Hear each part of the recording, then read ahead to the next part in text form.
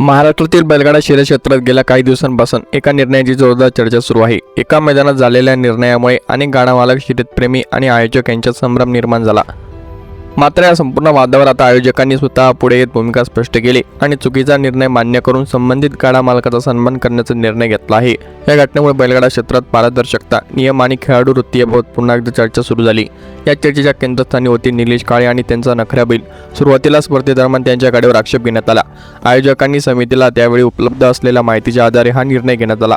मात्र यानंतर जेव्हा आधार कार्ड, मतदान ओळखपत्र आणि जुने राशन कार्ड यासह इतर आवश्यक कागदपत्र समितीसमोर आले, तेव्हा परिस्थिती पूर्णपणे बदलली। आयोजकांनी स्वतः सर्व कागदपत्रांची पडताळणी केली आणि संबंधित बैल आणि गाडा मालक नियमानुसार पात्र असल्याचे स्पष्ट सांगितले।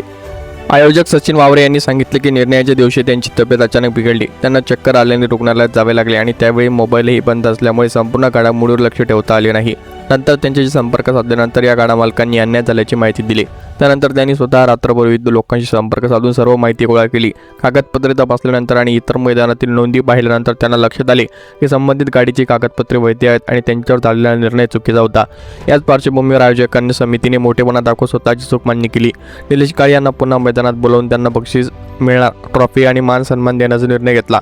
आयोजकांनी सार्वजनिकरित्या दिलगिरी व्यक्त करत सांगितले की कोणावरही जाणून बुजून अन्याय करण्याचा हेतू नव्हता। योग्य पुरावे समोर आल्यानंतर निर्णय बदलणे हीच खरी पारदर्शकता असल्याचे त्यांनी स्पष्ट केले। हा निर्णय अनेकांनी स्वागतार्ह असल्याचं मत व्यक्त केले आहे। या वादानंतर सोशल मीडियावर मोठ्या प्रमाणात प्रतिक्रिया उमटल्या। काही समर्थकांनी तीव्र शब्दात नाराजी व्यक्त केली तर काहींनी आयोजकांवर टीका केली। मात्र आयोजकांनी निलेश काळे यांच्या सहकाऱ्यांनी दोघांनी आवाहन केले की हा विषय आता इथेच थांबवा। अपशब्द, आरोप, प्रत्यारोप आणि जिल्हावाद टाळून बैलगाडा संस्कृती जपण्याची गरज असल्याचे त्यांनी सांगितले। त्यांच्या मते अशा वादामुळे खेळाची प्रतिमा खराब होते आणि भविष्यातीलही स्पर्धांवर त्याचा परिणाम होऊ शकतो। निलेश काळे यांच्या सहकाऱ्यांनी आयोजकांच्या भूमिकेचं कौतुक केलं। त्यांनी सांगितलं की आयोजकांनी मनाचा मोठेपणा दाखवत चुकीचा निर्णय दुरुस्त केला आणि योग्य तो सन्मान दिला। त्यामुळे हा वाद सोडवण्यापेक्षा इथून पुढे सर्वत्र एकत्र येऊन बैलगाडा शर्यतीची परंपरा अधिक मजबूत करण्यासाठी प्रयत्न करावेत। त्यांच्या मते बैलगाडा शर्यती केवळ स्पर्धा नसून ते महाराष्ट्राच्या संस्कृती आणि ग्रामीण परंपरेचा अविभाज्य भाग आहे।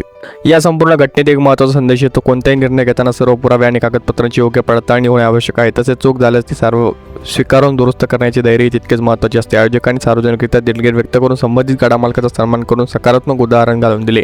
आता या घटनेनंतर बैलगाडा क्षेत्रातील पुन्हा एकदा एकोपा, पारदर्शकता आणि नियमांचे पालन यांना अधिक महत्त्व मिळेल अशी अपेक्षा व्यक्त होत आहे।